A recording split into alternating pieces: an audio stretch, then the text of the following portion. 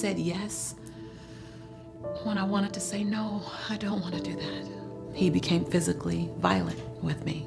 I'd never been in an abusive relationship before, and I felt as if I didn't have the profile of a woman who would ever be abused, verbally, emotionally, and sure not physically. And I remember when that relationship finally ended, and I was grateful that it ended and I was alive, because there were some days when my life was in danger.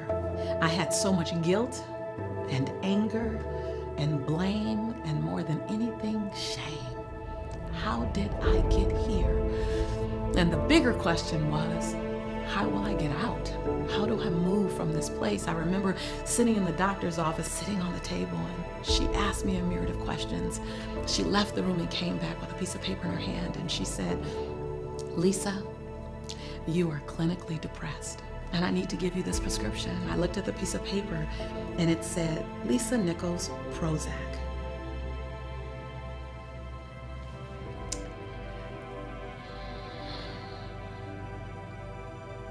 I didn't see that level of sad coming. I think when sad comes, you don't know it's coming. It's one little circumstance, another missed moment where you don't speak your mind, another moment when you don't say what's on your heart, another moment when you say yes and you really wanted to say no, another moment when you just put everyone else in front of you. And here I was in the doctor's office, clinically depressed. I asked my doctor, could I do something before I fulfilled the prescription? Could I try something else? Because when she said I was really, really sad, what I realized was that I had just forgot who I was. That I had become Jelani's mom, that's all I was. I had become his fiance, that's all I was. And then I was the woman that he abused. And then I was the daughter trying to hide the abuse from my father and my mother. And then I was the motivational speaker trying to hide the fact that I was sad from everyone. I just forgot who I was. And so I asked her, can I have 30 days to just discover me again? And I did 3 things. 1, I put affirmations all around my house, reminding me who I was. You are an unrepeatable miracle. You are beautiful in your own right. You deserve healthy love. You are a child of God. Everywhere I could look in my house was a post-it note reminding me of who I was. I read scriptures and I read words that showed me my birthright. And then every day I got in the mirror and I completed 3 sentences. I looked in my eyes and I said, Lisa, I'm proud that you, and I found 7 things to celebrate Lisa for. And the second sentence was, Lisa, I forgive you for. And I found 7 different things to cut the shackles of blame, shame, guilt, regret, and anger around. And I said, Lisa, I commit to you that. And I made 7 different commitments to myself every day for 30 days. And when I went back to the doctor, I was completely ready to take the prescription and fill it if I needed to. And I shared with her. She asked me question after question after question again. And then at the end, she goes, I have 2 questions for you, Lisa. I said, what? She said, what have you been doing for the last 30 days? And can I use it with other patients? Because I found my way back to me. And another moment that I'm super, super grateful for was when my daddy took me on my first date. I was 12 years old. And he took me out to a restaurant on the pier in Marina Del Rey. And he ordered my drink and ordered my food and opened the car door and all the things you would do on a great date that I didn't know anything about at 12. And at the end of the evening, I went to walk in the house and my father was holding the door open for me. And he closed the door so I could not get in. And I stopped and I was like, Daddy, what's wrong? And he said, I want you to know something, Lisa. Tonight I took you on your first date so you get to see how you get to be treated. I wanted you to see how you get to be treated. Now, sweetheart, how you choose to be treated, that's gonna be on you. The big moments in your life are made up by the little decisions you make. I didn't make a big decision to get in an abusive relationship. I made a little decision to lower my integrity bar.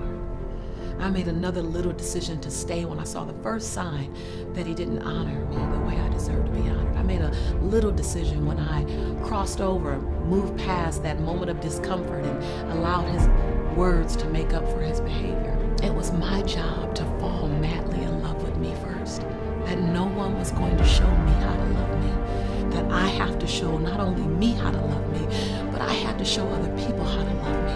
That you are the first example of what loving you looks like, and the way you love you is the way the world's gonna love you. So when you say, I don't need rest, then we believe you. When you say, no, don't worry about me, I'm fine, we believe you. When you say, no, I don't need help, we believe you. When you say, I'm fine by myself, we believe you. So here's what I realized: words are power. Words speak life. Your life is a physical manifestation of the conversation going on in your head, and it's a physical manifestation of the words that are falling across your lips. And if you want to create a better life, design a better conversation. If you want to design a better conversation, think a better thought, not about them, but first about you. And if you can feel it right now, something stirring in your soul, just that little something, you can't even describe it, then you're still in the game. It ain't over yet. It's never too late. At 20, at 40, at 55, at 75, at 88, it ain't ever too late to press reset and fall madly in love with the life that you've been given. And then you'll look up and your life is barely. Then you look up and your life is barely recognizable. I'm a girl from South Central LA, living between the Harlem Crip 30s and the Rolling 60s. Had 3 fights a week to get home from school. Got kicked out of college. I was considered academically challenged. I'm functionally dyslexic still. I wear everything as a badge. I'm fine with it. I'm not successful in spite of it. My success is beautiful because of it. I'm that woman who was on government assistance. Okay. I'm that woman who got out of an abusive relationship. Okay. But I'm also that woman who's authored or co-authored 7 bestsellers. I'm also that woman who's a CEO of a multi-million-dollar business. I'm also the woman who has an international brand and touches over 30 million people a year. I'm also that woman. Don't wear the labels, and don't let the labels wear you. You're bigger than a label. I'm a woman before I'm a mother. I'm a woman before I'm a CEO. I'm a woman before I'm a daughter. I'm a woman first, all things. I'm not a hero. I want to be a she-ro. I want to give her a chance. And I say to you as your sister, you don't think you get to press reset, you better think again. It is not over. Matter of fact, it just begun.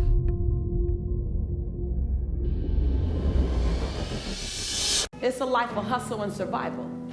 I remember when my 9th grade teacher asked me, Lisa, what do you want to be when you grow up? And see, I had to fight the Harlem Crip 30s every day to get home from school, so I looked at her and said, alive. I took an English class, I got a fail in English. And my English teacher said in front of the entire class, Lisa, you have to be the weakest writer I've ever met in my entire life. Don't worry, my story ends good. Don't feel sorry for me. I got 7 under my belt. And then the same year, my speech teacher said, after giving me a D-, I knew I had an A in speech. Like, come on. He obviously didn't agree with me. He gave me a D- and said, quote unquote, Miss Nichols, I recommend you never speak in public, that you get a desk job. So here's the beauty of that story. Other people's perception of you ain't none of your business.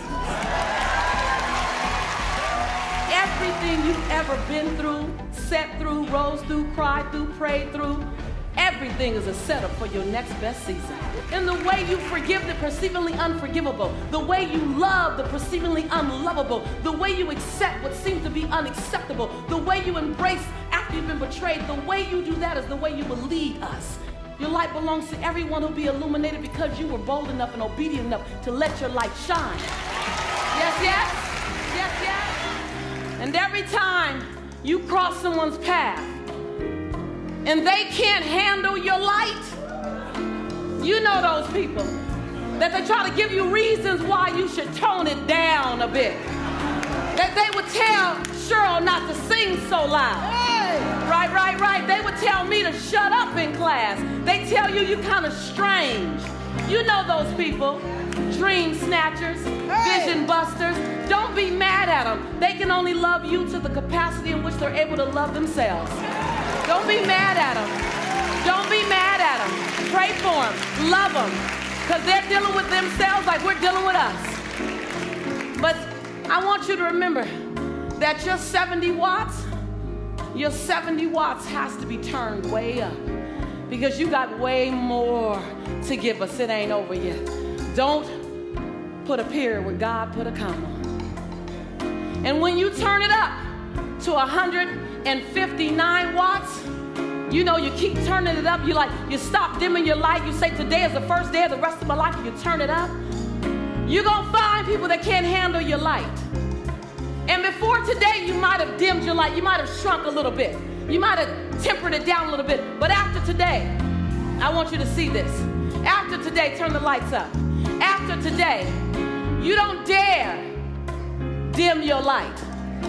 As your light gets brighter, you're going to disrupt some people. And they're going to tell you your light's too bright, your light's too bright, your light's too bright, your light's too bright. Then you just look at them and say, well, I'm not dimming my light. I'm just going to hand you some shades.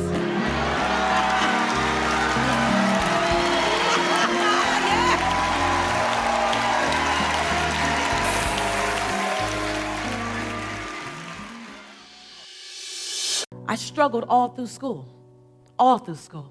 The last time I took an English class, I got a fail.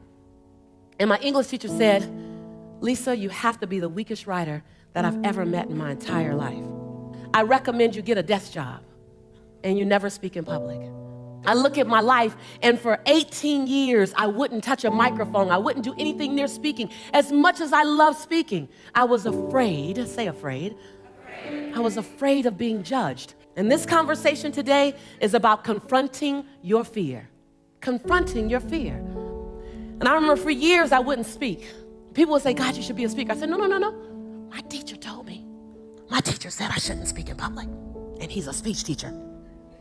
He knows better. And so I got a job in accounting. I was horrible at it. I was in collections. I want to be liked too much to be in collections. Like, my ultimate goal is that people love me. So I'm in collections. I'm calling people, telling them they have to pay. They're telling me that they can't pay. My child is in college, I can't pay. And I go, oh, okay. Well, you know what? Since you can't pay, and I know you can't pay because I believe that story is a good story, I'm going to do you a favor. I'm not only going to zero your balance out, I'm going to take you off the list.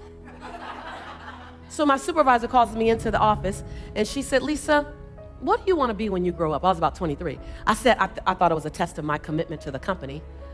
I said, I want to be the best accounts receivable manager ever. And I swear I saw her cringe. And she said, I don't know. She says, I give you a list of 120 people to call, and when I get it back, there's like 89.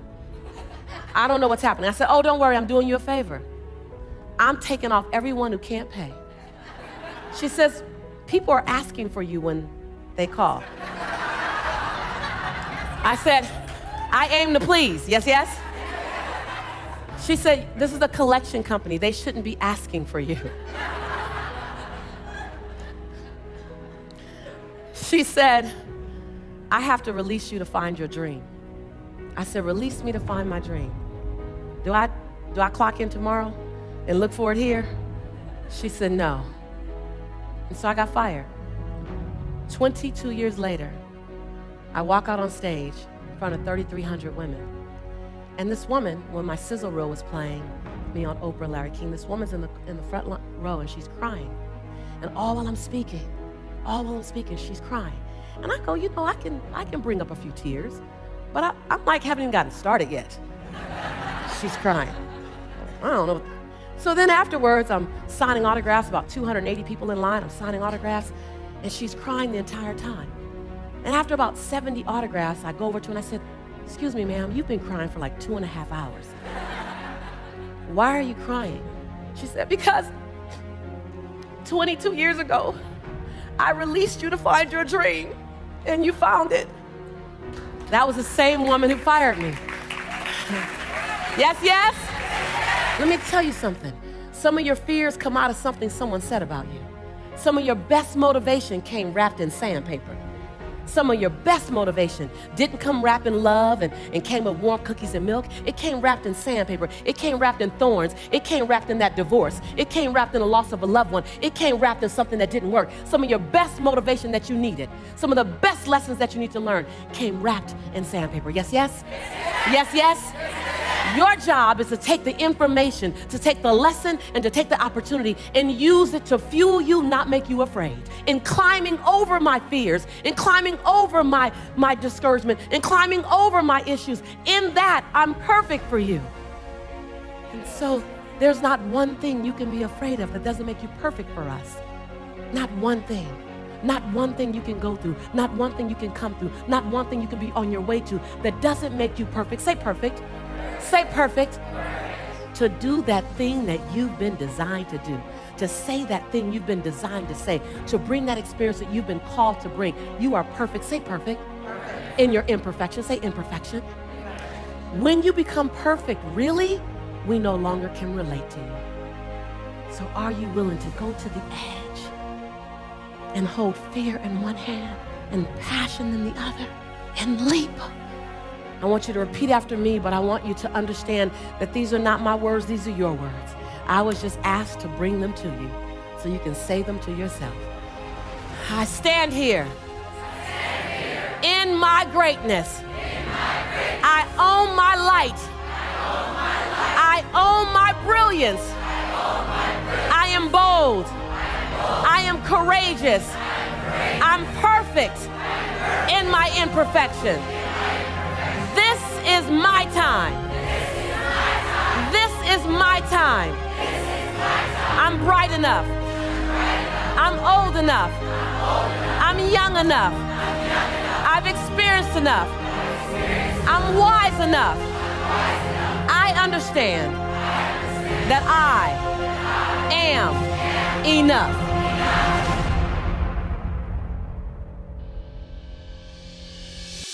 In my perceivingly worst relationship, where my fiance picked me up and threw me 3 feet across the room and choked me until I passed out, when I can figure out the purpose of that relationship, now I can bring Lisa 100% fully forth so that my next doesn't pay for my ex. Because until you are complete and whole in some of those answers, you're trying to avoid them in the future until you can be whole and complete with them. It's purposeful. Any relationship you're no longer in is either purposeful or life-giving. Figure out which one and figure out what it gave you. What life did it give you? What purpose did it fulfill? And then move on into your breathtaking future. That someone's gonna cross your path tomorrow, next week, next year, and they need the love that you have. But in order for them to get it, you need to fill your cup up and you need to be in overflow, because you can't love them from your cup. You gotta always love them from your saucer. Yes, because when you love them from your saucer, you never ever run out. You never love on an empty tank. Love never hurts. A lot of times when love is hurting, it's because you haven't given you everything you need yet. And you're trying to give other people what you still need. You're trying to give them your oxygen, which is why you're sitting around going, hurry up. I never made it to Broadway, so this is my best damn stage. So recognizing that when you love from your overflow, that's the most responsible thing that you could do. And that the greatest love that you can ever give the world is the demonstration of what loving you looks like. She can give herself 1,000 second chances, then I can give myself one more. And if he can give himself another chance, if he can get up after that financial fall, if he can get up after that divorce, if she can get up after that breakup, if he can get back up after having to leave his children, if she can get back up after having that child, and she can define herself, then what can I do? And so your demonstration of how madly in love with you are helps me to recognize how madly in love with me I get to be. And then when I love myself enough, then all my extra just oozes over onto you. And when you let your light shine like that, because you've fallen in love with you, all of a sudden you get in the corner and that light for a moment brightens up someone's momentary darkness. And then you've been a blessing to someone else. Humanity starts with somebody. Humanity is the sister at the grocery store. Humanity is the black man that's walking down the street who looks like he can use a hello and a smile. Humanity is the Asian woman who's in the corner who can use some love. Humanity is the white man who's in the corner who might not say hi to me, but if he sees love on my face, then he knows that I mean him no harm. I'm his sister. Humanity is each one of us. I want to love the journey, and I want to feel the journey. And in order for my yes to have value, my no needs to be said. And I want to exercise my no and my yes. I want to dance until my knees hurt. I want to stay awake until I doze off in the middle of a sentence because the conversation is so good. You know, I want to laugh until my belly aches. I want to sleep until the sun wakes me up. I want to find out what does my song sound like, even off key. I want my heart to skip a beat. And I want my stomach to turn in knots because he just took my breath away by the way he looked at me. I don't want to miss a moment of this life called love. But every time I look in the mirror at Lisa, I want to look at her and I want to say, God, I love walking with you. I love holding your hand. I love this journey, and I'm proud. I'm proud of the way you wear imperfection. And so I say that love starts with self-love.